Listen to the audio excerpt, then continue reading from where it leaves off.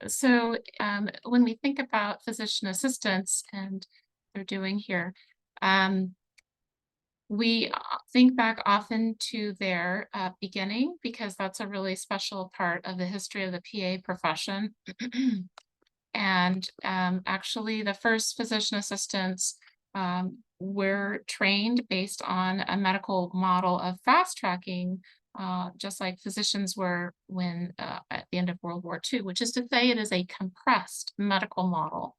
And so that also was extended from training um, from the Vietnam War because the first few PA students in the Duke program started actually as military corpsmen. And there are still a large number of physician assistants in the military, and they provide both care to other members of the military as well as humanitarian efforts abroad and also at home. So I think that that's really important for people to know about because it's based on their history. And then also, we do want to share that you may be familiar with the profession being in the US News Best Job Rankings. And it would be fantastic if people want to place in the chat reasons that they are personally attracted to the profession that can help us address those areas or others as we have thoughts coming in here because we know people are coming in from different backgrounds. So the work-life balance is often brought up. Yes, absolutely. So I definitely think that that's true, and that's in part because of the variety of positions that are available to PAs, not only in terms of hours but also in specialties. So that's an excellent point that was brought up. So you may be asking yourself, well, what is it that PAs can do? So we do practice in all medical specialties, and the list of duties, potential duties, is quite extensive. Nationwide, this can range from conducting the history and physical exam to diagnosing and treating illnesses, interpreting tests, developing treatment plans, providing counseling, assisting in surgery. Of course, with smaller surgeries, actually, we'll conduct those ourselves, such as with laceration repair, writing prescriptions, and rounding in hospital. Great. We have another comment here about the ability to give more time and attention to patients, given the demand on physicians' experience. Yes, that's also a good point. And I'm also just excited to share, as in many states, there's been progress made towards advancing the PA profession, again, to address some of the shortages I was demonstrating earlier. So as of January 2020, PAs in California can work via a practice agreement that really focuses on the idea of collaboration between the PA and physician. And typically, the physician does not have to be physically present in most settings available by telecommunication. So this is fantastic about the background that is here. So thank you for that. That's really exciting. Um, I think that that's particularly fantastic. Somebody has written about being in psychiatry and addiction medicine to serve as a prevention before suicide and overdose. We know that that is an area, frankly, that's quite underserved right now. So thank you for your service in that area after with the pandemic. It's really underappreciated. uh, Needs to be more appreciated. Anyways, physician assistants can also assist in surgery. And we're excited to share that it's the same training from PA school that enables a PA to move laterally into different specialties. So we may also provide minor surgical procedures with this laceration repair demonstrated here. So how are we working with them? The other way that we describe that is through the Optimal Team Practice Act, which was adopted by our American Academy of Physician Assistants, our national group, in 2017. And that's really focused more, if you will, no pun intended with the eyes here, on the collaboration level aspect.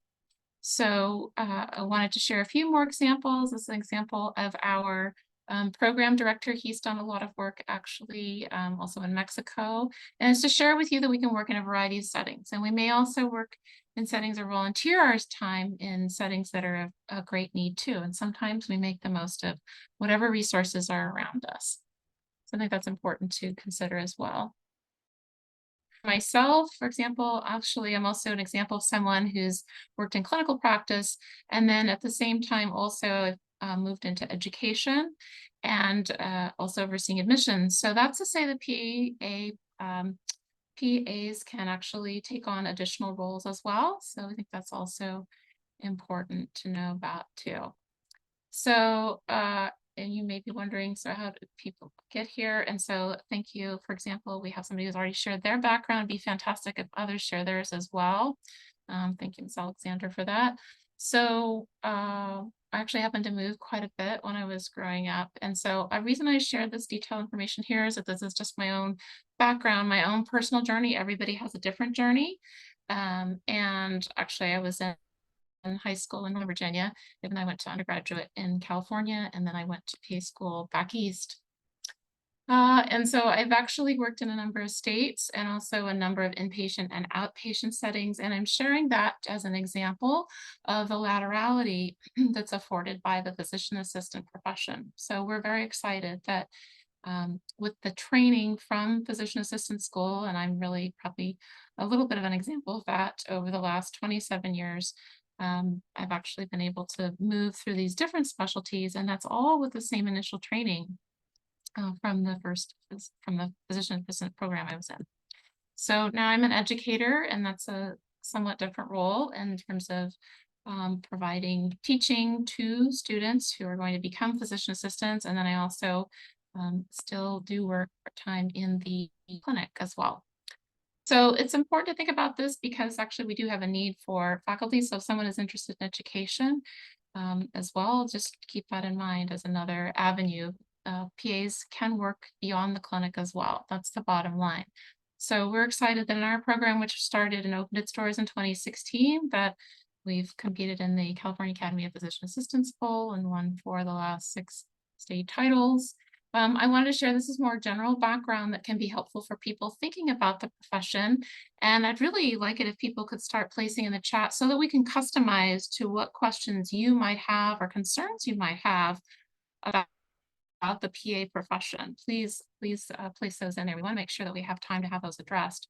So to become a physician assistant, one must attend an accredited program. Typically, as I mentioned, at the opening, the average is 27 months and includes a master's degrees. So ours happens to be 24 months. That's to share that there can be a variety a little bit in the length of a program. And physician assistants also need to complete a national board exam and pass that for their national certification.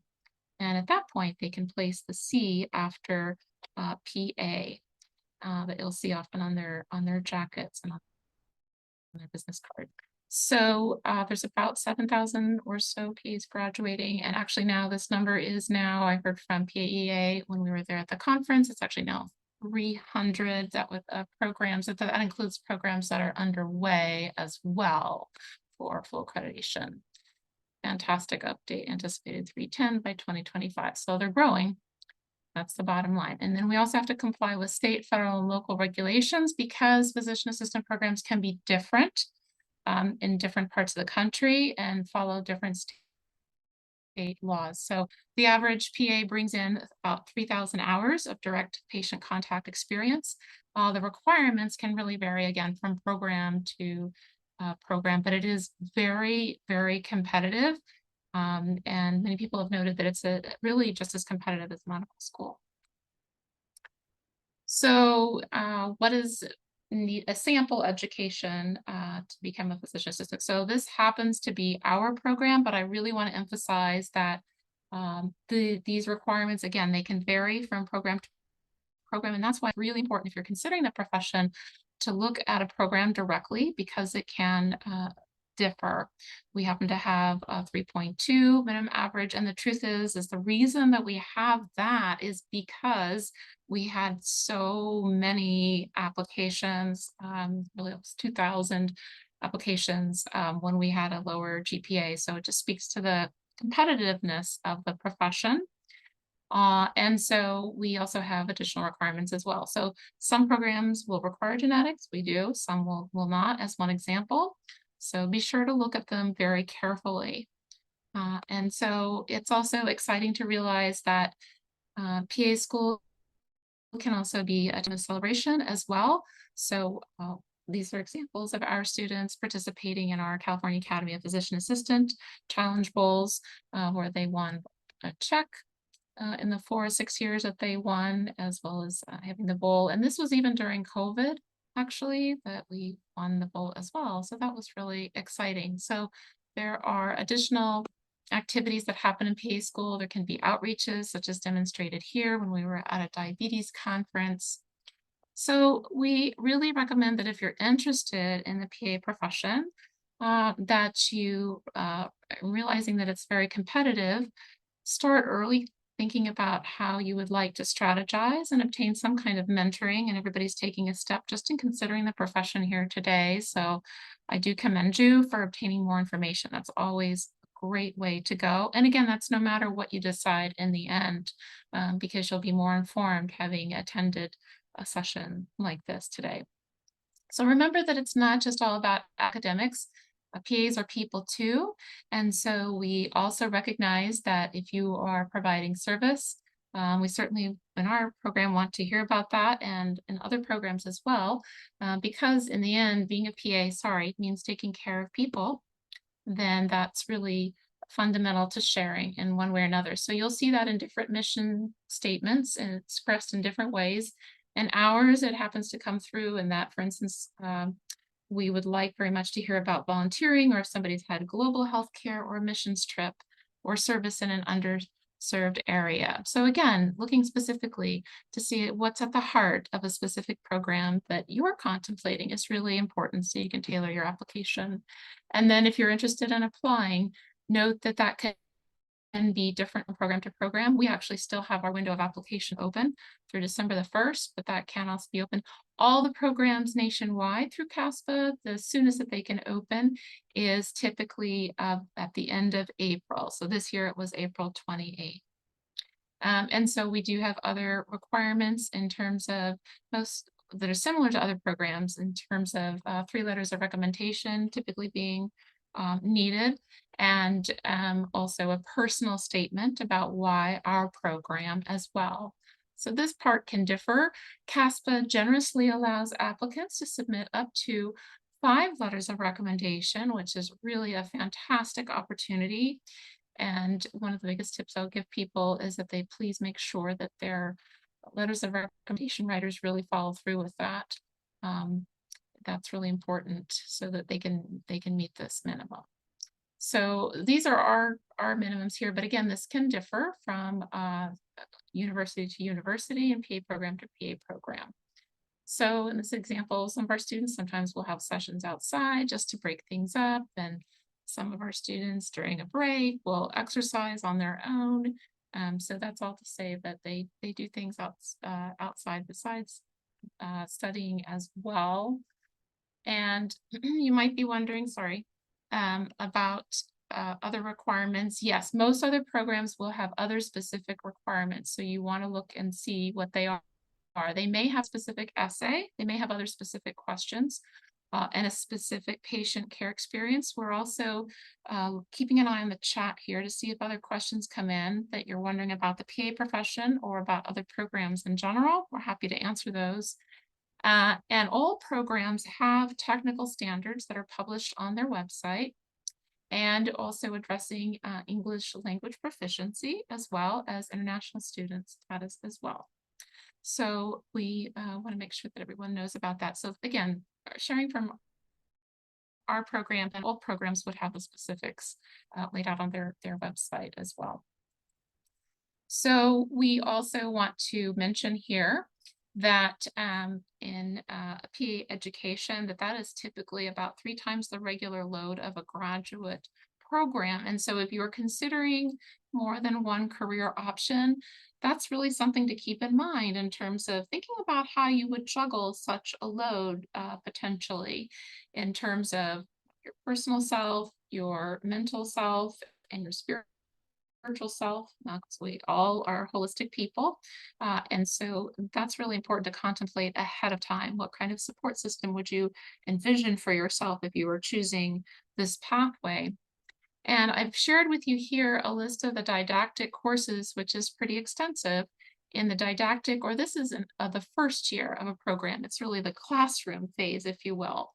So this didactic portion in our program runs 3 semesters. So it runs through the summer, as do many programs.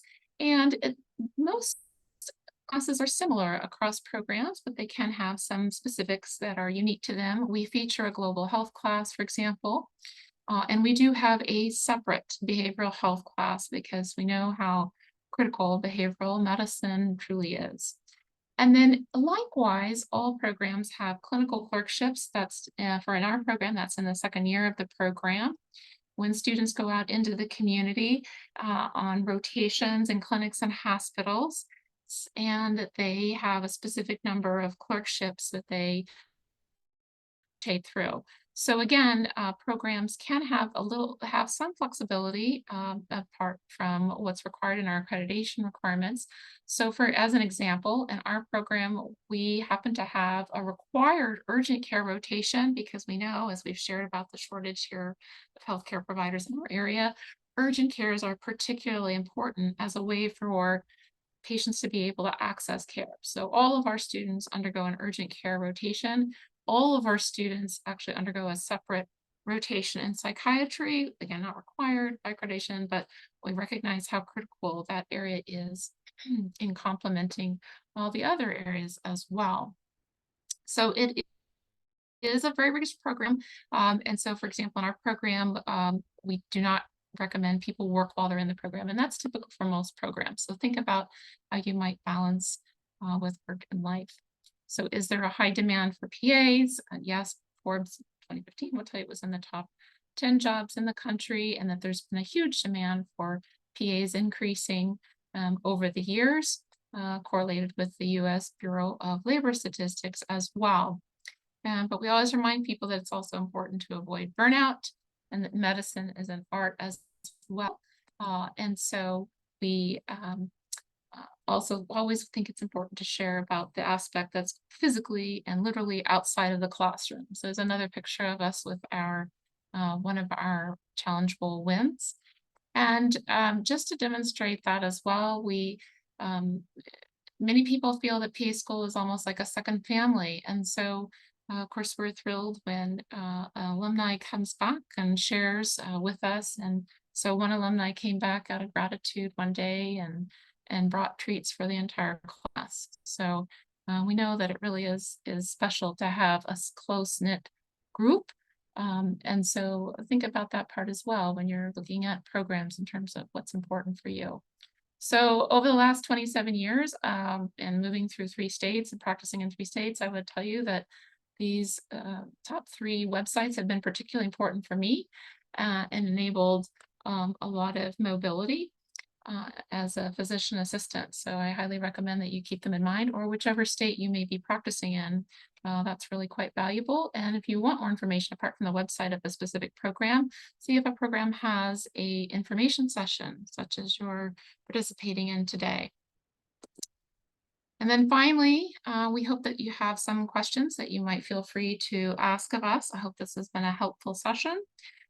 These are pictures of cupcakes and goodies that actually were made by one of our students. And I include this to share that we recognize that everyone is a person as well as a student.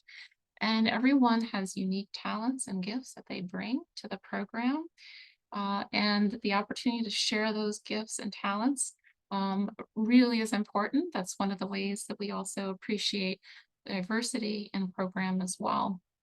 So I want to thank you for the opportunity to speak, and I hope that that is helpful. We are here and happy to answer questions. There's a number of us here, so we hope that you might take advantage of this and ask if there are questions. But at this time, I think perhaps someone else might like to share a little bit about their background, just to share the variety that is prevalent in our PA profession. Thank you. Thank you so much, Marianne, for the presentation. And my name is Bo Tran. I'm one of the faculty members at UT Southwestern. And really, and just to sum it up for everybody, I think that as a PA, for me anyway, I think, I love the name change because we're going from PA assistants to PA associates. And really, to sum it up, what Marianne spoke about was really we're licensed clinicians who practice medicine in every specialty and setting. And I think that the great thing about this is that we're trusted, rigorously educated, we're compassionate, we're competent, trained healthcare professionals. And what we do now is really we're dedicated really to expand access to care and transforming health and wellness through these patient-centered team-based medical practice. So I think that, we've grown quite a bit and we're doing so much more than before. And I think we're going to see, additional growth moving forward. And I too, like Marianne was saying, is that really, we'd love to open the floor to have anybody who has any questions for many of us.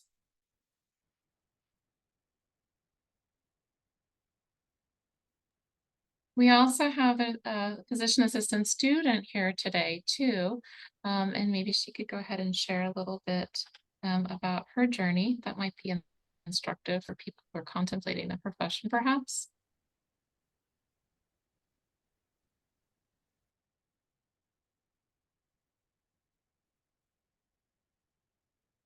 Yeah, I can go ahead and share. My name is Desi Rotenberg. I'm a physician assistant student at South University in Richmond. I'm a clinical student. I'll be graduating in March. Very excited about that. So let's see a little about me. I'm originally from Denver, Colorado. I got my bachelor's degree in sports medicine. I'm an athletic trainer by trade and by heart, and been an athletic trainer since 2012. I then found my way into the high school teaching classroom. I was a public school teacher for about 8 years, and then COVID happened, and I decided that it was time to go back to school and seek other options and other avenues. And the PA profession just kind of fell into my lap. Initially, I was thinking about going to medical school and going down that journey, but then someone said, "Hey, why don't you check out the being a physician assistant?" And I looked it all up and had a lot of the prereqs and just continued moving forward, and one thing led to the next, and here I am almost graduating and just registered for my certification exam yesterday. So it's been an amazing journey to this point. Some other things to think about. When I was applying for school, I was looking for schools that were in my region. So I'm in Baltimore right now, and I was looking for schools specifically in this area because I knew I wanted to stay in the Northeast. So, I created a list of all the schools that I wanted to apply to. I made a huge Excel spreadsheet, all the prerequisites that they require, all the hours, letters of recommendation, just getting everything in one place. And then I just made it happen, and CASPA makes it very easy to do that. So as far as being in PA school, it's a grind, and it's as much of a grind as everybody talks about. But I think the biggest challenge is going from not being in PA school to being in PA school, and that first kind of quarter, really trying to figure out what kind of learner you are and how you're going to manage the load that kind of comes at you. I'll use the cliche analogy that everybody uses, which it's like a fire hose being opened into your face, and you just kind of have to figure out how to get through it. And most people do. Most people figure it out, and just really being self-aware and really making sure that you have a strong support system around you, even whatever profession you go into, just making sure that you have people around you who cultivate your greatness as a professional. And that's really important because it's really hard to get through things by yourself. So there's that. And I had a son too. I didn't have the baby. My wife had the baby, but we had a baby while I was in my didactic year. So that was another challenge on top of it because I wanted to be spending time with him and helping my wife, but a lot of times I had to be studying. I had to be on campus, and sometimes you just make sacrifices. And the rationale in my head was always that I'm creating a better future for my family, and while it sucks right now, it's definitely going to be something that's going to be worthwhile in the future. So here's a question. What undergraduate classes do you think help prepare you most for PA school? It's kind of a loaded question for me because I love anatomy and physiology. That's what I study. That's what I'm an athletic trainer, so that's kind of my foundation. And then I taught anatomy and physiology at the high school levels, and then I taught it at the collegiate levels. So I had a very strong foundation in anatomy and physiology, and I did find that a lot of my classmates who struggled the first 2 or 3 quarters, their anatomy and physiology wasn't as strong.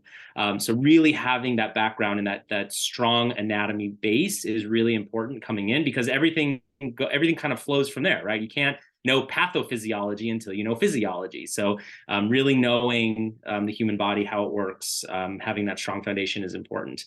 I'll say that I did take genetics. I think genetics is a great class. It really did help me for the first couple quarters.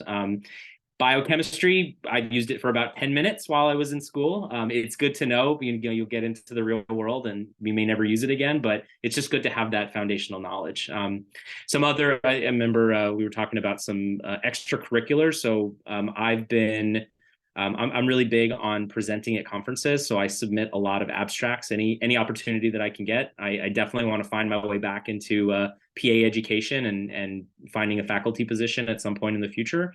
I was one of the PAEA's Future Educator Fellows this year. So I had the opportunity to present at the PAEA conference a couple weeks ago in San Diego, and that was really awesome. I'm actually speaking at another conference this coming week in Williamsburg, Virginia, at the Rural Health video conference. So really any opportunity you can to kind of put yourself out there, even if you don't know that you want to present at a conference, but you are interested in a topic, you never know, submit it, see what happens. Somebody might say, wow, this is a really cool idea, and bring you in, and you just get better from there. So I'm also part of it's called AHEC Virginia. It's Allied Health Area Health Education Consortium, I think is what it's called. And so what they do is they go to a lot of different things around rural Virginia. So a couple months ago, I went to a pop-up clinic in Emporia, Virginia. I think Emporia, Virginia has 1,200 people in the town. So we did health screenings, we did physical exams, we did a lot of women's health, we did some pap smears. So just really trying to reach people where they are and travel as much as we can and bring the medicine to them, because I think that's what the beautiful thing about being in our profession is. Let's see. I took microbiology. I guess the one downside of having 75% of medical school and 50% of the time is, we had to learn the antibiotics in about 2 weeks.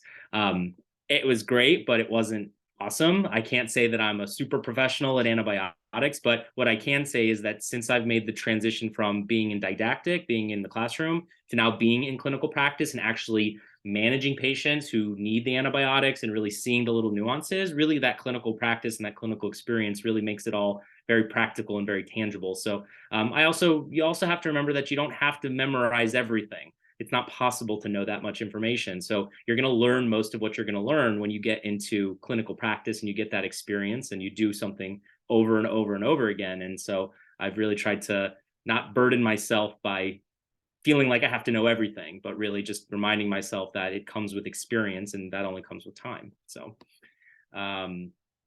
let's see, something else to think about is a big question I always get is how do I get, especially for high school and really younger college students, is how do I get my clinical hours? How do I get my patient experience hours? And it's hard to do, especially post-COVID. So some little tips and tricks that you can try. Every hospital has a volunteer page. So you can go onto the volunteer page, download their application, fill out the application, send it in. Even if you're working in the cafeteria, right? I don't know, you're working in the cafeteria, moving food back and forth to patients' rooms, just whatever you can do to get your foot in the door at the hospital. And once you're in, you can talk to anybody you want to in the hospital. Hey, I know you're a doctor. Do you mind if I come shadow you? That's literally all it takes. And that counts as patient experience. Some of it's paid, some schools require paid, some schools require unpaid. And you just gotta get creative sometimes when it comes to that. And there's a lot of great PAs out there, a lot of great physicians out there who are willing to allow high school and college students out of them. So, if you kind of just do what I did, I didn't have a lot of connections when I was doing this. I just called 60 different clinics, and even if 5 of them or to say no, but 5 of them said yes. That's all it took. So you just got to keep with and maintain.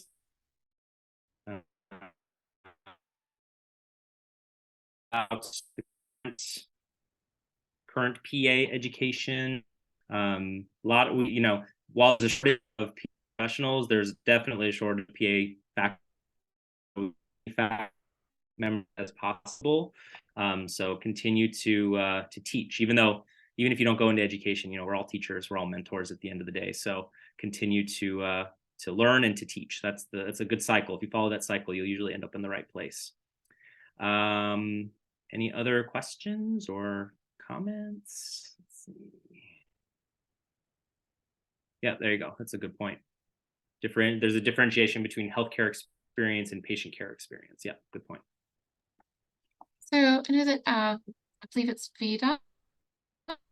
Wrong, so Yeah. sorry. Is here as well, and so she could share as well to share a little bit about the variety again with backgrounds and how diverse the profession is in many ways. Thank you. Hello, everyone. I'm happy to be here. My name is Vida Womack. I'm the Director of Clinical Education at HSC Fort Worth, in Fort Worth, Texas. And my background is in surgery. So I graduated back in 2001. I did a surgical residency after I graduated. Then I worked in renal transplant. From renal transplant, I went to urology. Then from urology, I did some moonlighting in the emergency medicine department, then switched to plastic and reconstructive surgery, which I did a huge portion of my career in. While working in plastics when I was in New York, I also worked part-time in the surgical ICU and cardiothoracic ICU as well. I started in academics in about 2018.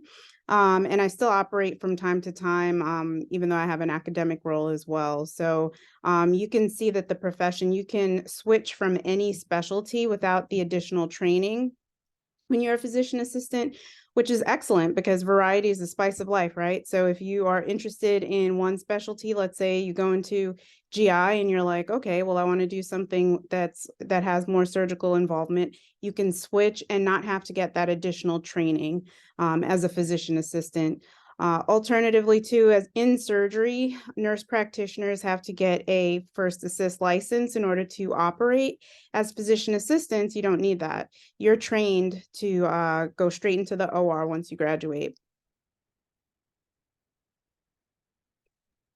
I think that's really fantastic. You're sharing about your background detailed, and maybe you could share just a little nugget about the surgical residency, because while it's not required, it's really a fantastic point that there's a variety of additional specialized programs if people wish after PA school. Sure. So I did the Montefiore Surgical Residency in New York. At the time, there were only a couple surgical residencies out there. There wasn't the variety that we have now. Now we have emergency medicine residencies, geriatrics, psychiatry, orthopedics. There's tons of different specialties that we even have an oncology one with MD Anderson that's on the, coming up the road soon. Yeah. So there's a lot of residency options out there. And for me, my choice to do a residency was that I knew I wanted to do surgery, but I really wanted to get an even more solid foundation in how to manage postoperative patients, preoperative patients, and all the complications that can arise around that. When I did the residency, I knew going in, though, that this was not going to be where I was doing all these cases and operating. That wasn't the point of the residency. It's to learn how to take care of the surgical patients. And it was a 15-month program. The first 3 months was didactic, sort of school learning about, basics on managing ICU patients, surgical patients, et cetera. And then the rest of the 12 months, we were rotating as the intern. So I took call every third night.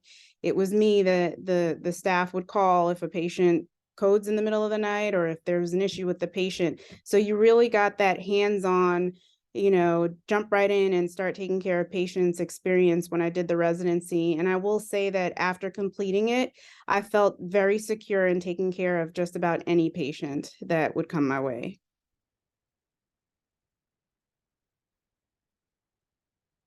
Really fantastic. So I'm this is great that people have been sharing their background. Do we have other questions that have come up, I wonder? people are curious about speakers. Sandra was sharing earlier about her background. I know, Sandra, if you had wanted to share more about your journey, maybe.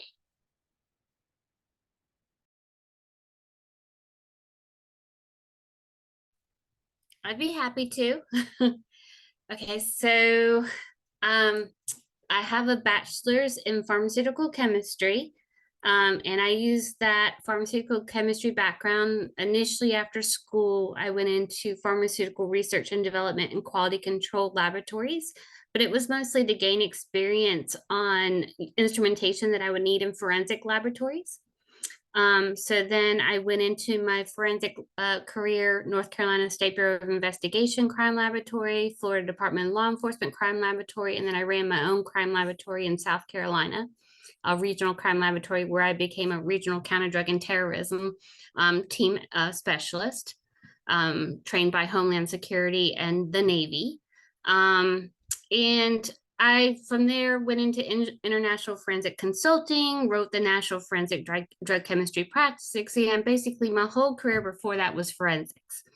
I saw a need and responded to crime scene suicides, overdoses, drug labs, drug cartel issues in the Southeast region of the U.S. And I went to PA school to work specifically in psychiatry and addiction medicine.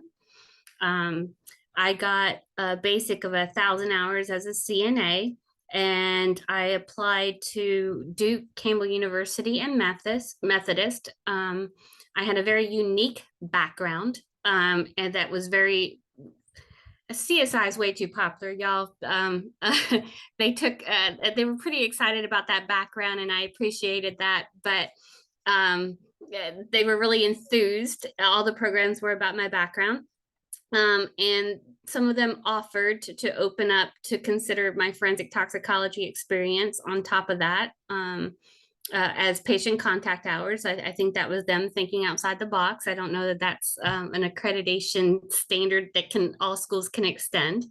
So I don't want to set that as, maybe thinking outside the box is standard in this competitive world for PA, entrance. But then upon graduating, I worked in federal opioid treatment program, doing methadone and buprenorphine treatment, psychiatry, and primary care for the homeless population. From there, I went into private practice, where I became a director of recovery services, serving psychiatry and addiction medicine. While I was there, I was awarded the NIDA SAMHSA grant from the PA Foundation conjoint effort for substance use disorder treatment education, dissemination. And I used that to open my own practice in Raleigh, North Carolina, collegial behavioral health, where I provided psychiatry and addiction medicine services along with psychotherapy and laboratory services. I closed my practice in fall of before that, I precept for Elon University, Campbell University, University of Lynchburg, and for a short period of time, Lenoir-Rhyne University, which program is coming back, I'm assuming hopefully by 2024, 2025, which I'll precept for them as well. I lecture for Campbell University on introduction to medication-assisted treatment, alcohol use disorder, opiate use disorder, and an adolescent psychiatry course. I served right upon graduation at my state level NCAPA Health Committee, where we make sure that the health and wellness of physician associates, I'm really proud of that associates, only because I took my career to ownership of my own practice. That associate just describes what I do so much more, because I'm viewed and treated very well by my physician colleagues in that intercollaborative environment. So I went on to be the health committee chair right upon graduation from PA school. I wrote articles for my state and national PA newsletter on addiction, on the opiate use disorder crisis, and making sure we got PAs out there to serve. I do a lot. The latest thing that I've been on the news for is I live in Hedingham, where it's just the neighborhood in Raleigh, North Carolina that had an active shooter situation that made the news in October. And I recently started up community mental health programs in the local Raleigh Parks and Rec department to do volunteering to have mental health in the community centers of prevention and wellness programs. So I do a lot. I could probably Wonderful. go on and on and on. Thank So I you. don't want to go too far, but I love psychiatry and addiction medicine. It's Great. a much needed area that we need to make sure PAs are represented in and trained in well. And I'm really proud to be a part of that. Thank you for giving me a chance to say that. I didn't have it organized. Sorry, I rambled. It shows the variety for just one physician assistant. That's a huge variety. So, well, thank you for everyone who had joined for the first hour, and we're going to be having a transition here. And so, and actually, PA Womack was here wonderfully early, so she and Ms. Freeman are going to be here. So I'm going to go ahead and let them take over. And we know other people may trickle in, and I'm going to go ahead and get ready to sign off. But thank you, everybody, for sharing. It's really exciting.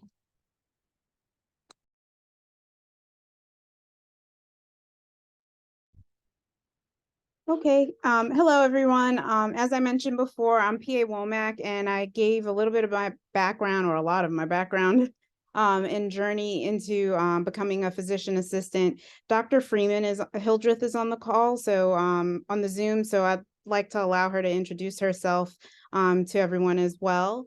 And then we can discuss what it is to be a PA, and also open up the floor to any questions you may have about applying to PA school. Yeah, sure. My name is Yolanda Freeman Hildreth. I'm a physician assistant. Regarding my journey, I started off at Michigan State in nursing. So my undergrad degree is in nursing. I worked as a nurse for about 3 years. So when I was in undergrad, I had no idea what a PA was. Like, never seen one, never seen one in the hospital. You know, my mom worked in healthcare, and I had never, even heard about what a physician assistant was. So it wasn't until I graduated and started working as a nurse, in the hospital, where I saw all these PAs. I'm like, oh my gosh, well, what are you? What do you do? And I actually saw a student that went to Detroit Mercy. She was there doing her rotation, and I kind of pulled her aside and was like, so can you tell me, how do I, I'm thinking about wanting to become one, or get more information about what a PA is. And then she directed me to the program informationals. Detroit Mercy has informationals once a month. And I figured out what I had to do to get in. So I just started as a nurse. I knew at that point you needed 2 years of working experience to apply. And it was other things I had to get as far as prereqs. I had to take the GRE. I needed letters of recommendation, write a personal statement. So that gave me time to kind of work on that. So I worked and got my experience, took a class at a time, took the summer to study for the GRE. I went to the Detroit Mercy Informational to actually get them to know my face, and it wasn't just the name. I went to their informational every month. I was there right in front of them, because the faculty was the one that actually gave the informational. I actually volunteered, asked one of them I can actually sit in their class to kind of get a feel for what PA school was like, and they allowed me to do that. And when I interviewed the faculty, it just so happened that one faculty member, the class I sat in, remembered me, and then asked, questions. So I kind of tried to make it so that I was more than just a name on a piece of paper. So they actually knew who I was in some sort of way. Because right now, it was competitive back then. In year 2000, when I applied, I started in 2001, graduated in 2003. But now it's even more competitive. So, just trying to make it a way that I could stand out. But I knew that Detroit Mercy was a school I wanted to go to from jump. I did entertain, went to other schools, informationals, but I only applied to one. And through the grace of God, I got in. So I went to PA school, I graduated. And then I started working. Predominantly, my career has all been hospital medicine, working in internal medicine in the hospital. That's pretty much what I've done. I've had side jobs where I did home care before, I did outpatient medicine before, I've done urgent care before, but all along that line, I've always done hospital medicine. It's something about seeing, the patient when they're at their sickest, where I just love to be the one to actually, comfort them, do what I can to, make things better, even when, times are bad for them. So I just always had a love for that. So fast forward about 10, 15 years later, maybe at least 10 years. So I had an itch that, okay, what else? What should I do? Like, I've known my job really well. I've been doing it a long time, but it's something more. Like, I was feeling like there's something else in my life that I wanted to do. I've always precepted students, and I got great enjoyment out of precepting. Even when I was in school, I tutored the students that were under me because I wanted them to pass so bad. I didn't want anyone to fail. So my clinical year, I actually tutored the didactic students, for free, didn't charge. They were my friends, and I wanted to see them succeed. But tutoring them helped me become stronger in my knowledge base. And then when I graduated, I precepted students. So I've always had a love for those that's coming after me, and how do I make their journey easier? What can I do to make it so that they didn't go through what I went through? So I started after 10, 15 years, like maybe I should go into hospital leadership. So I got an MBA. And I ran a Coumadin clinic, and I just thought, as far as keeping along that track, the higher you get, it's kind of cutthroat in the hospital management, with layoffs and things. So I didn't know that would give me the enjoyment or the fulfillment and my purpose, keeping along that track. So while in MBA school, I did meet some really great connections and really great professors. I ended up going in to get my PhD because I think down the line, I think I want to teach. Now I had that urge to really become an educator. And that's what I did. Went to Case Western, I graduated, and I ended up getting the teaching job while still in PhD, when I was getting my PhD, part of my second year in. And I've been enjoyed it very, very much, and ever since. It's definitely the path I think I was meant to be, and it really fulfills my purpose, and I have a passion towards students, and I just want to, do what I can to make them succeed. What can I do to help them with succeeding? So that's pretty much my journey in a nutshell. That's wonderful. Thank you for sharing. You're welcome. As you can see, a lot of the PAs that are on the line tonight have a lot of experience, a large variety of different specialties that we've worked in. So if there's any questions that you have, please feel free to put it in the chat. I'm not sure if you're able to unmute and ask it, but I'll ask, I guess, Ms. Powell if they're able to do that, or if not, they could put it in the chat. But if you have questions about the surgical residency, I can answer that. Or if there's questions basically about our journeys. I will say, when I graduated from PA school, the terminal degree was a bachelor's at the time, and I waited before deciding what master's I wanted to get. And in the same vein, I did get an MBA, like Dr. Freeman Hildreth as well, for the same reason, to get into hospital administration, and then ended up just continuing to utilize that MBA for different private practices that I helped start with some of the plastic surgeons that I worked with. So it did come in handy having that master's in business. You don't have to get a master's, but that was just the route that I took, because now you get a master's in physician assistant studies. So there's no need to get an additional master's unless you want, again, to go down the route of business administration, or they have like a healthcare administration master's, or some of our students here at HSC, they get a dual degree in public health. So there's different avenues you can go there as well, depending on how you want to branch out as a physician assistant. And I will say there's a program in Michigan, I think it's U of M Flint, that has a dual PA MBA degree. So I think it's becoming more common, hospital is a business, the clinic is a business, and kind of understanding that side of it gives you some leverage, I think. But there's a question in the chat about how did a student decide between NP school and PA school? And that was, let me tell you, that was the second interview question I had, because they knew I was a nurse. And they were second, like, why did you choose PA school versus NP school? And I do have several friends that did choose the NP route, and there's nothing wrong with that route. But the training is completely different. With the NP, you have to really know what you want to do. They only have about 4 tracks. It's psych, it's peds, it's family medicine, or adult care. So I didn't know at the time, first of all, what I wanted to do. Second, I didn't want to be limited to one role. And I really appreciated how the PAs were trained. I felt like, doing my research, that the PAs came out knowing more, and they were better trained, and they were better equipped with graduating.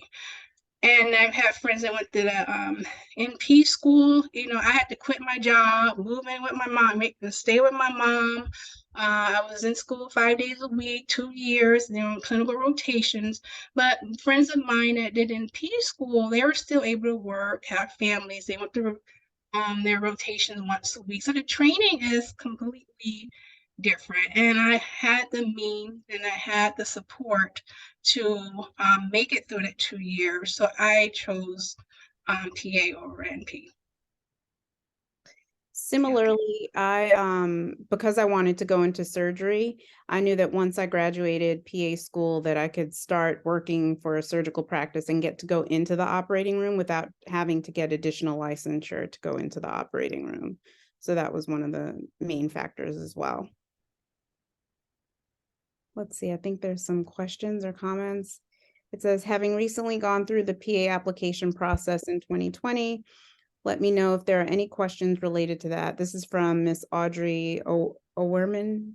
Sorry if I did not pronounce that correctly. Also happy to answer questions about getting patient care hours, what classes to take prior to PA school, and what the daily life of a didactic and clinical year student is.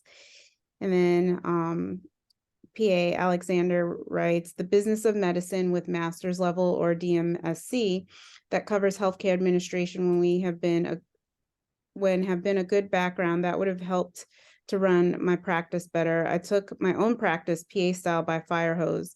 Although in the black and profitable all 4 years, I burned out quickly. For clinical hours, that was a challenging part for me when I was applying to PA school. I initially applied and took a course to become an EKG technician. Then after I graduated, there were no jobs available for EKG technicians. So then I actually went and got a job as a chiropractic assistant and gathered hours that way as well. It was hard at that time in New York to get, for me at least, to get patient contact hours within the hospital. But I had friends that worked, like they had mentioned on the previous session, worked in the hospital in food service or worked as a unit clerk. And then from there sort of got their foot in and then was able to, work as a CNA or an MA and things like that and get their hours.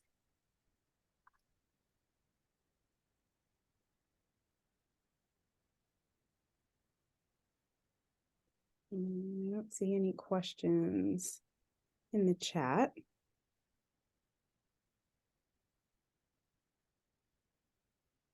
So while we're waiting for questions, I will say that the practice that took up a huge portion of my career, plastic and reconstructive surgery, obviously is my favorite specialty. I got to work with cancer patients. I've worked at MD Anderson in Houston, Texas, and it was very rewarding to see patients through their reconstruction and to see the impact on their quality of life after we would reconstruct them once they've had their mastectomies or wherever the surgery was that removed the cancer. So it was very rewarding to see that and to be with them through the whole process. So that's the main reason why I stayed in plastics after going into different specialties. It's my favorite. I will ask a question. What is one piece of advice you would give to someone considering going down the PA path? Let's see. One piece of advice, someone going down the PA path. Like preparing for school, I guess, like preparing to enter PA school. Okay, so you've been, meaning you're applying or you've already gotten in? Applying. Let's go with applying. Okay. So for applying, I would say just try to focus like the sciences that are required. I know most of them are like biologies, your chemistries and things like that. If you have the opportunity, I think someone mentioned in the comment to take like a microbiology course while you're in undergrad. That's very helpful. Biochemistry or, you know, maybe a higher level anatomy or physiology. That's always super helpful because when you get into PA school, you take some of those classes, if not all of those classes, over again, but to a deeper level for an understanding as it relates to diseases and things like that. So I would definitely say to take those courses to help prep you for what's to come in PA school. Someone mentioned, I think one of the students mentioned drinking from a fire hose, and it really is. Medicine is so vast, and we can only tell you about the most important things that you absolutely have to know, but it doesn't stop there. It extends beyond that. So just having that background will help I think, help you understand the disease pathology and things like that, and help make the rest of the PA experience not as challenging, I would say. What do you think, Dr. Freeman Hildreth? Yes, I agree with everything you said. I would say also make sure you look at the application and that you meet all the requirements. So that's probably the number one reason your application to be thrown out. If you don't meet their minimum and if you don't have, or if the application is incomplete. So I would make sure you do that. You know, you dot your I's and you cross your T's and make sure, you know, everything is there. Also, if you have access to someone that has applied before or has in the program, it sort of give you some insight about what you're getting into. So you're sort of mentally prepared as well, or even to read over your essay or give you some feedback, you know, even checking grammar, because you know they look at all of that. So just another set of eyes, you know, on the application and your personal statement.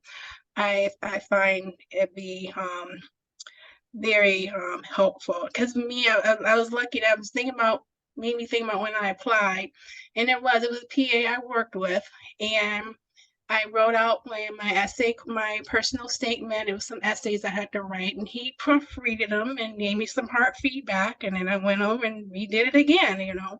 So just having that, I think helped a lot for me. If as far as, you know, the application process and getting in. And then from an interview perspective, I would also say prior to, if you can get with someone and do a practice mock interview, just so that, you know, when you go over like common interview questions per se, you can sort of fine tune and refine your answers for your interview questions, and you can sort of tease out if there's anything like if you tend to rock in a chair or things like that, just so that you can have that perfect interview sort of game face ready for when you do get called for an interview. I think that's helpful as well. And they can give you pointers as to, okay, you say a lot when we answer questions. You want to try to avoid saying and things like that. You know, have your answers flow a little better, that sort of thing as well. Yeah, I agree with you 100%. And then thinking back, I did. Someone helped me with that as well. Yeah, it does help a lot. Yeah.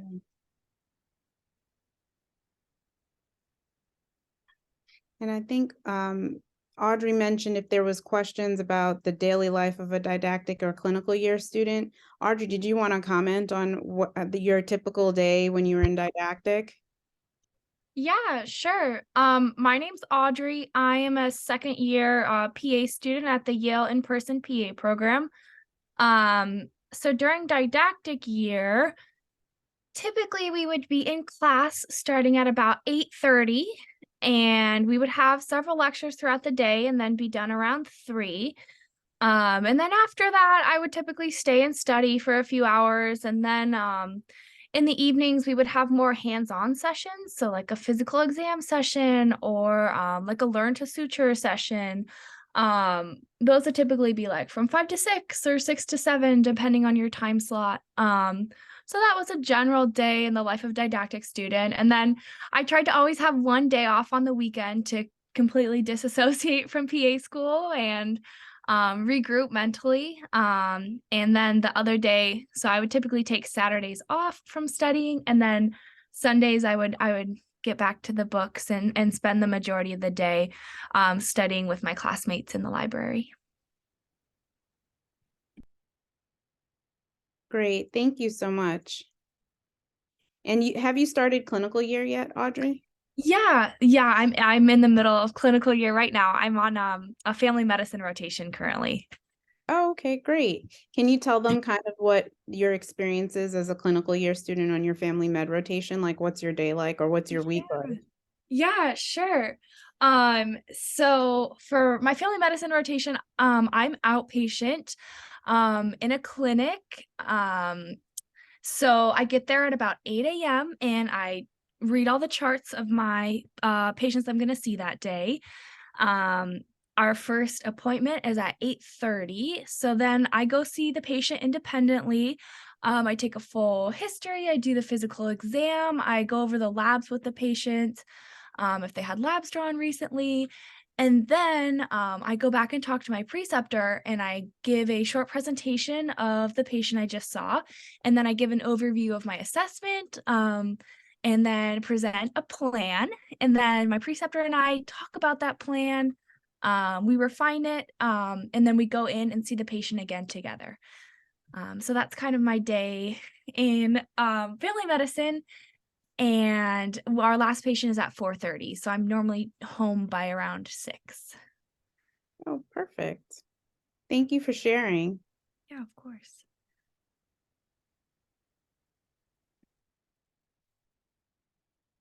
Are there any questions?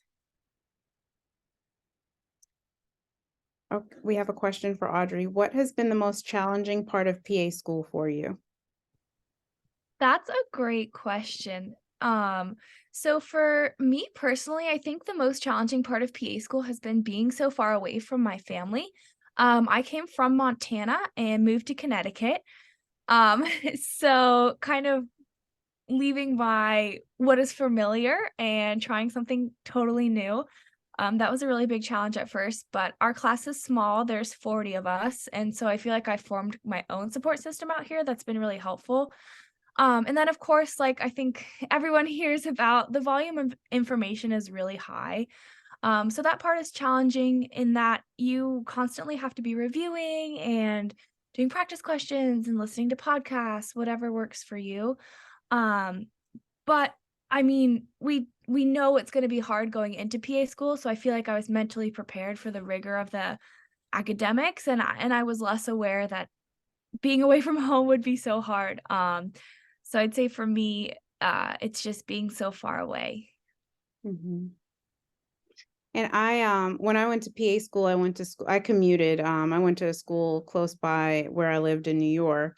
But similarly, I had to prioritize my studies. So there were some family functions that I'd have to not attend because I needed to study because we had an exam or we had rotations or things like that going on. So it's a sacrifice, but it's a sacrifice that's worth it in the end, for sure. And then it says, as consultant for NC Professionals Health Program and current psych provider, I see PA students and medical students for mental health issues. Everyone really needs support, good organization, and time management practices and self-care routines. Remember breathing techniques, meditation, diet, exercise, and good sleep hygiene. That's what PA Alexander wrote. Very important self-care for sure. And then there's a question, how many hours a week do you spend studying outside of class time? Audrey, would you like to? Yeah, I'll take that. So I'm going to preface this by saying the Yale program is pretty unique in that we are only in class from 8:30 to about 2 or 3. So that means much of our learning is self-directed. So after I got out of class, I would stay in the library from about 2 or 3 to dinner time to about 6. So I'd say most weekdays I tried to put in about 3 hours of studying after class. And then on the weekends, like I said, I would take Saturday completely off and then probably plan to spend about 6 or 7 hours on Sunday. Um, and of course that depends if there's a test on Monday, I'm gonna study a lot more on the weekends. But just in general, I would say about 3 hours um after class and then about 6 hours on Sunday. Yeah, and that's about what our students here at HSC do as well. Our classes end at about 5, but typically they're spending about 3 hours after class reviewing either a combo of the material that was just given to them that same day or preparing for the lecture for the next day. And then, of course, that gets ramped up when exams come as well. We do encourage them to take some time for yourself as well, though, every day, just like PA Alexander mentioned, so that you are taking care of yourself as well, because you can't pour from an empty cup, right? So you need to take care of yourself as well.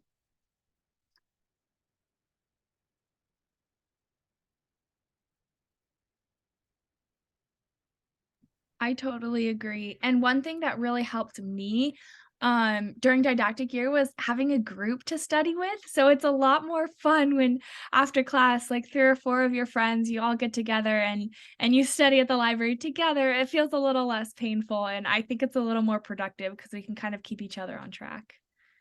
For sure. It's very important too. If you can, I mean, you don't have to have be friends with the entire class, but if you have like just that one study buddy and you guys go to like a coffee shop or something like that, it's always helpful to just toss ideas on another person and be like, okay, when they were talking about this in cardiology, I had a little bit of confusion with this, and they can be like, oh, they could explain, you can help each other and explain, sort of flesh out what was lectured about in class.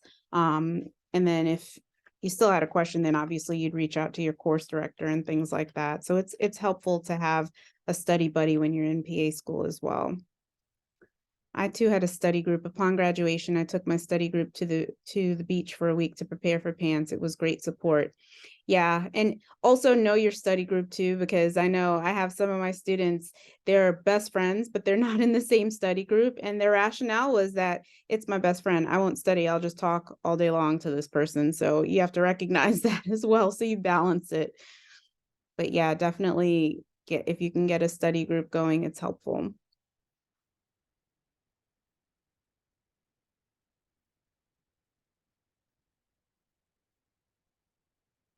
And what I would say when you get into PA school is that if you recognize early that you need help in any avenue, whether it's academic help or if you have personal things going on that are impacting your studies, I would say reach out to your advisors. Most students get an advisor when they start PA school. You want to reach out to your advisor, reach out to if there's counseling services on campus. If there's something personal going on, reach out to your tutoring department if you're struggling with the course, and do it sooner than later.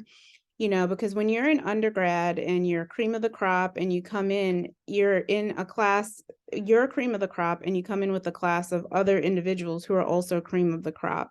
So sometimes that can be a little intimidating. And if there's a topic that you're not understanding, there's a little bit of pride that sometimes prevents students from reaching out for tutoring help or whatever help, because they feel that it's a quote unquote sign of weakness. It's not a sign of weakness. It's actually strength to recognize that you need to ask for help, and the help is there for you to succeed in PA school. So as soon as you recognize that you need help, that you need someone to throw you a lifesaver, you need to ask for that help and seek it out sooner than later so that you're not having poor grades and things like that. Oh, we have a question. When potential PA students are nervous about writing the personal statement in CASPA and are unsure how to get started, what advice would you give them? I guess I can start because I definitely had this problem. I think it's really daunting to kind of put into words like your why. Why do you want to go to PA school? Why do you want to be a PA? Like, why are you pursuing this? So for me, I just kind of just started. I just basically like word vomited several times on several different sheets of paper and kind of just started writing out my ideas in free form and bullet form and kind of whichever way they came out. Then I took a little break, took a couple days to think about it, and then kind of went back and looked at all my ideas again and kind of picked a couple that I was like, oh, this looks good or this could be promising. Like, and then kind of wrote off of those ideas. So the hardest part is just that initial like push to get started. Um, and once you're over that, once you have any idea on paper, you can run with it. So I would say like give yourself grace, don't think about it too hard, just kind of sit there and just kind of write what comes to mind at first, and then you can refine it and revise it and kind of get it into that form of a presentable essay. And along those same lines, I would start early. Like I started thinking about my PA school personal statement in the summer, like before the application even opened, because I knew it was going to take me a while to get my like free form ideas into some sort of presentable essay. So I would say start early, have grace with yourself, and just get any idea on paper and then refine from there. Mm-hmm. For sure. I would definitely say what comes to mind, jot it down, because you also want your statement to be genuine. You don't want to have this sort of cash statement that looks like a copy and paste, not a copy and paste, but basically like a common sort of altruistic theme. You want to be genuine and speak from why you really want to become a physician assistant. And after you've jotted those ideas down and you've formulated it into a statement, I would have someone else take a look at it that have a different set of eyes take a look at it and say, this is my personal statement for PA school. Can you review it and give me any feedback? And then take that feedback as well. And then there's a comment from PA Alexander. It says, I always tell people intelligence is specialized. Identifying one's own strengths and weaknesses helped me pair with complementary study group for success. It really helped share the load, especially as I was mom of a toddler at the time.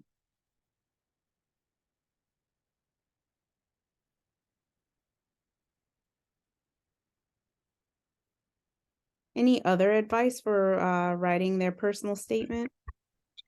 I would say think about what's motivating you to apply. What are your motivators for wanting to be a PA? And then think about, as a physician assistant or a PA, what do you hope to do with that, or hope to change, or what's going on? Like, what's really motivating you to want to enter this field? And I totally agree. You want to come off as authentic and genuine in your answers. And, we can kind of tell reading them, which ones are, more authentic. I agree.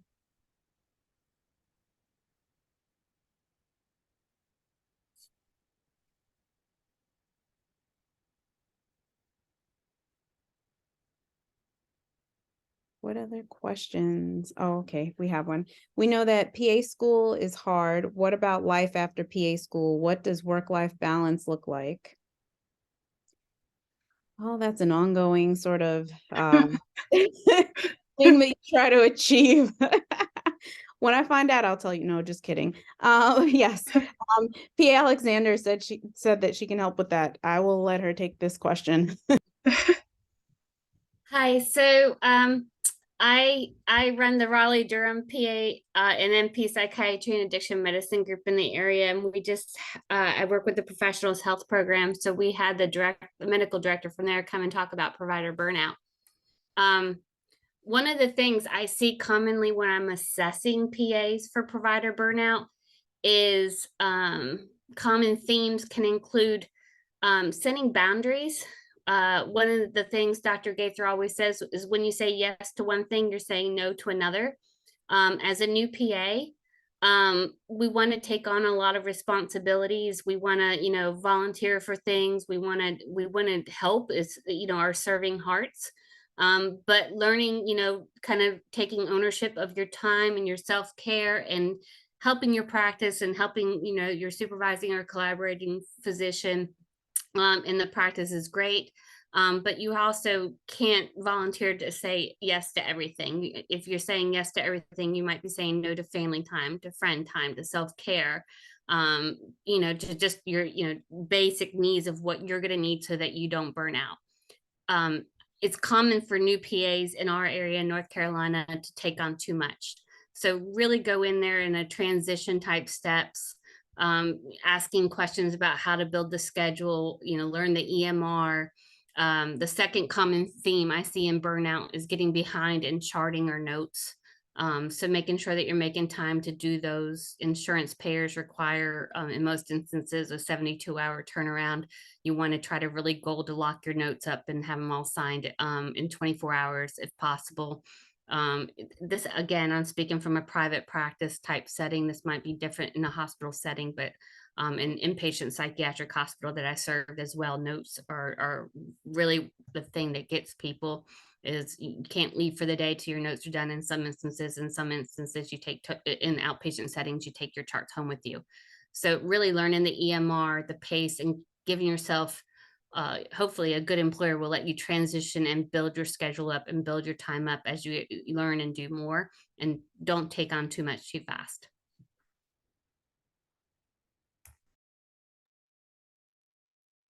I would say also that that's the beauty of the PA profession as well. So I've been a surgical PA since 2001. I switched to academics in 2018, recognizing that I needed to have better work-life balance. And when I first graduated school, I was like, give me the cases. I'll stay there late. I'll work as many hours as you need me to. And for me, recognizing that was more challenging for me to say yes to stay late to cases when I had a small one at home at that point. I was able to switch fields, as well as when I initially started out, I worked on renal transplant, then I switched to urology. And as I was going from those different jobs, I tried out shift work in the ER, and didn't really want to do overnights. There was also shift work in the ICU when I worked in the ICU as well.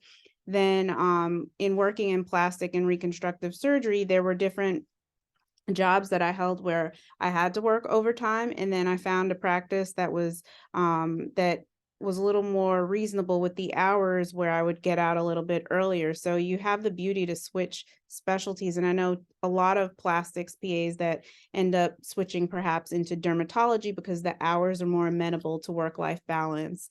So I think that's definitely a plus of being a physician assistant.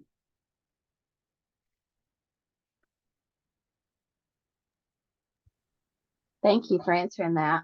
Audrey, I did have a question for you.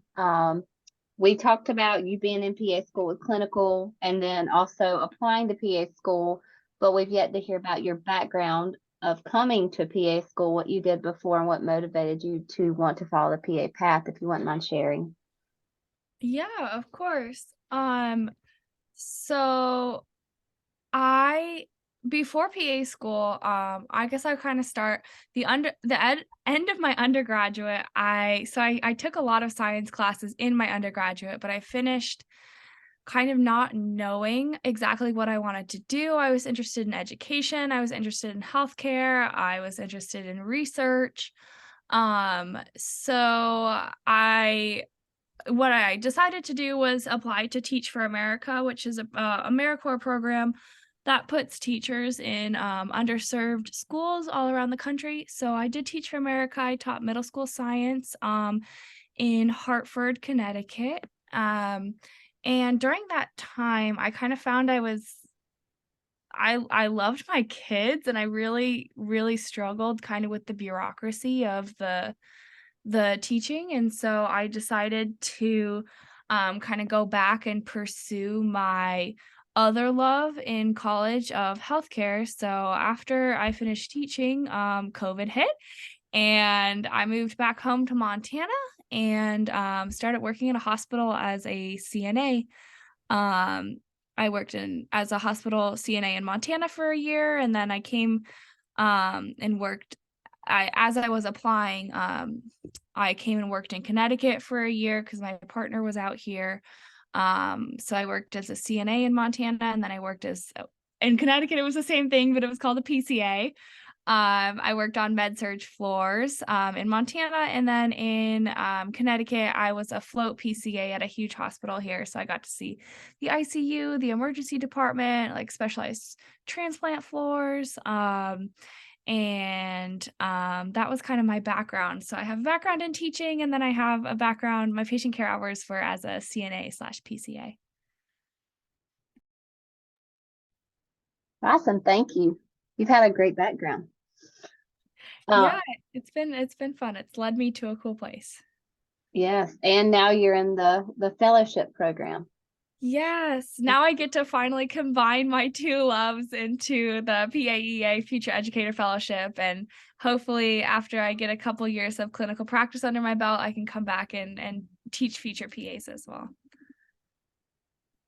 That's awesome. So looking ahead, so for the students that are applying to CASPA, maybe not yet, they're in undergraduate, they're fairly younger, and they are running into trouble or trying to figure out the best way to get hands-on patient care experience. What certificate or which route would you guys recommend that they go to help get that patient care experience? So I did it through the CNA route. So that I did like an intensive class. It was, I think, I can't remember if it was 1 week or 2 week, like 8 a.m. to 4 p.m., like 8-hour a day class for CNA. And then we had to do some clinical hours to become a CNA. And then that got me in the door for everything. As soon as I had that CNA certification, I applied to hospital jobs and immediately was hiring, because I think all hospitals are constantly hiring CNAs and PCAs and PCTs. So for me, the CNA route was cost effective, it was quick, and it got me right to where I needed to be. Some of our applicants also, they go to scribe school and they become scribes for different practices, or scribes in the emergency room. Some also get EMT training. So those are just some other different avenues to get the clinical hours. I would add to phlebotomy. We have that as well. That's a pretty good way too.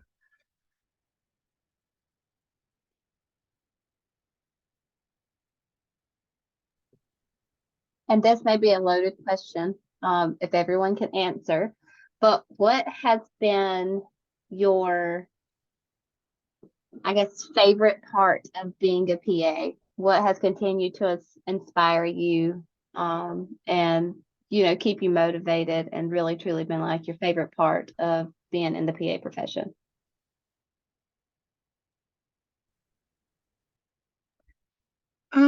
I guess that's my favorite part is helping others. So when I was, in hospital medicine, I guess my favorite part is really giving that patient education. Time they actually get the good patient education. It's important to deliver it in terms that they can understand. It's important. It also helps with decreasing readmission rates and make sure that they understand what they're supposed to do when they go home. It's the same thing with teaching. I enjoy teaching students. Actually, I love seeing that look on their face when they get something, or after struggling, they actually get it. So that's really my favorite part, to be honest. I would agree. For me, with the different specialties that I worked in, another reason why I just personally didn't want to work in the ER is because I always wanted to know what happened to the patient afterwards. in working in plastic and reconstructive surgery, we saw the patient at the time of their diagnosis for breast cancer, for instance. And we were there for the mastectomy and then the reconstruction and then the revisions and the final reconstructive processes afterwards.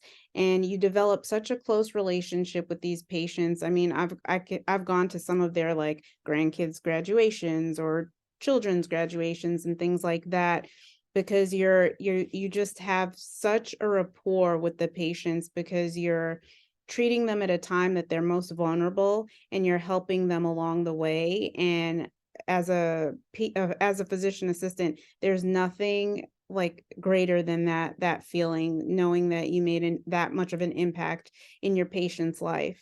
And that going into education, same thing. You know, like Dr. Freeman Hildreth said, when a student finally has that aha moment, it's so rewarding to see. Or when they've graduated and they're just like, oh, remember when you were talking in class about whatever it was, and I saw that. Or thank you so much for all of, you know, the guidance that you gave while I was in PA school. That makes this all the more worthwhile. And then P. Alexander wrote, helping others helps me. My PTSD from working crime scenes and being law enforcement. Now I'm a PA. I'm preventing suicide or overdose, serving in psych and addiction medicine, and I can see lives saved after years of seeing loss. Yeah.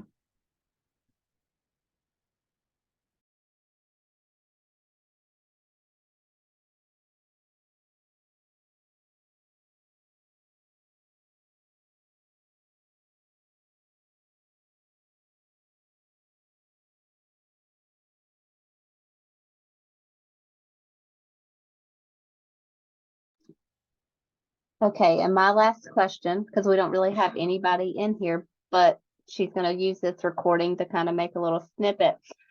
We kind of started with this at the very beginning, and would like to end with it. If you could, and everyone can say something, or if just one of you want to say something, summarize if someone came to you and did not know what a PA was and said, I've heard about this profession. Can you tell me more? Because I want to know if I'm truly interested in becoming a PA. What would you say to them? I would say that a physician assistant is a member of the healthcare team that works in collaboration with the physician to provide healthcare. We see patients in clinic independently. We write prescriptions. We can operate. We have a wide variety of specialties that we can work in without having additional training or education. We're licensed practitioners. We take board exams as well. And that's probably what I would say.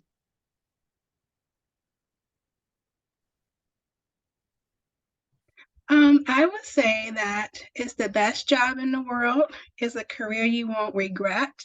I have never regretted becoming a PA. It's led to so many different avenues. But as Vida said, we are licensed professionals. We can work in any specialty. We are licensed in all 50 states. We are team-based. We work collaboratively with the physician. We can diagnose, we treat patients, we prescribe medicines, we do histories, we do physical exams, we are in surgery, we can do cardiology, we can do, pretty much a lot of things, pretty much everything. So it's a wide round of things that we can do. So, and you have a lot of flexibility.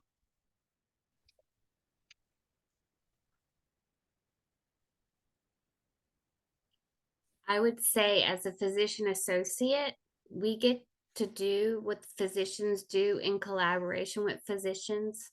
I tell my PA students that I precept that financially, PA school, the return on investment is a lot better. I feel compared to some of my physician colleagues with that debt to income ratio. So I think it's a great financial decision, but I also agree we can practice in any field. We can serve where our heart calls. And there's so many ways that we can serve in education and community and practice, that we can continue to use our education to help others. And that's a great thing to do.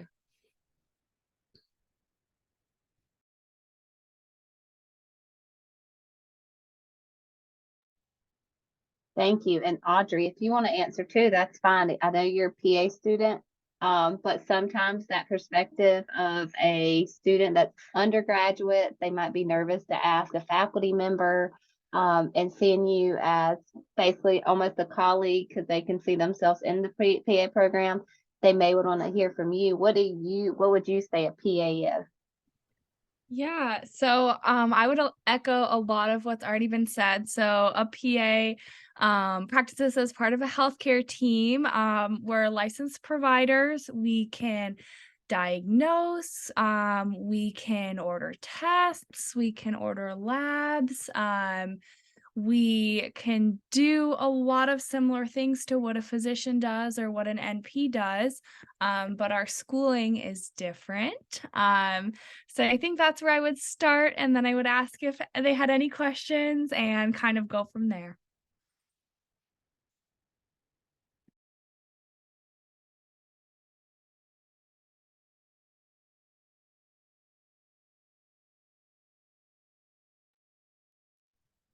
Okay, our time is starting to wind down. We have about 5 more minutes.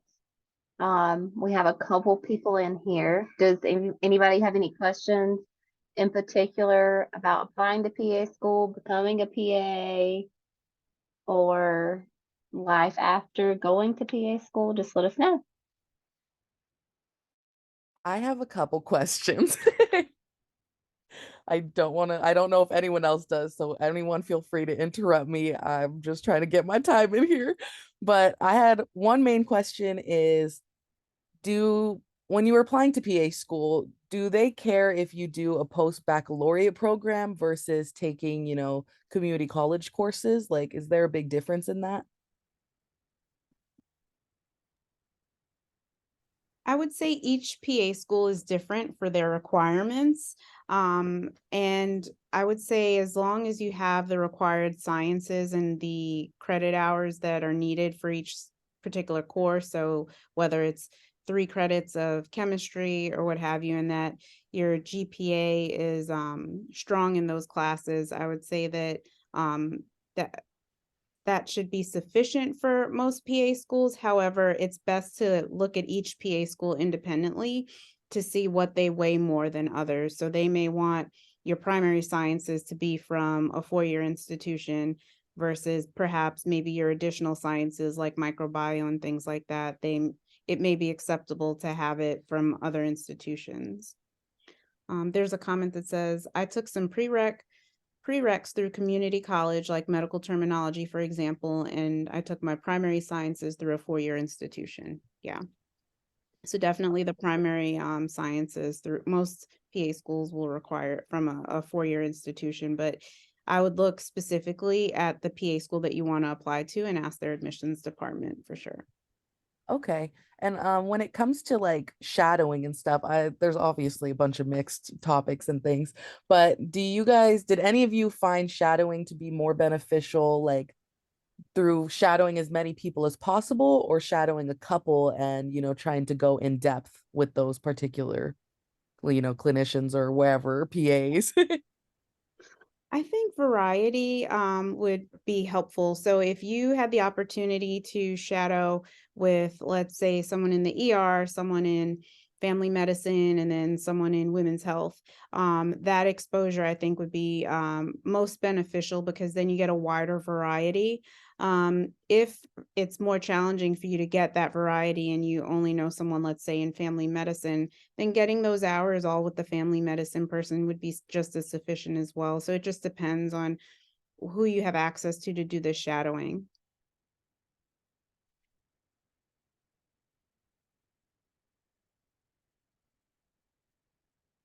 And we are winding down with the time. We have about 5 minutes left. So if I'll take any last questions.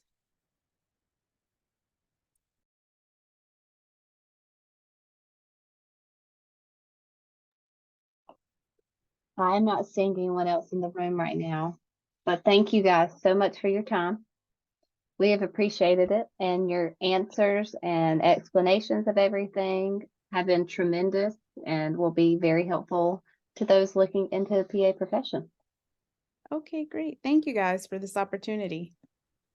Thank you. Thank you. Bye.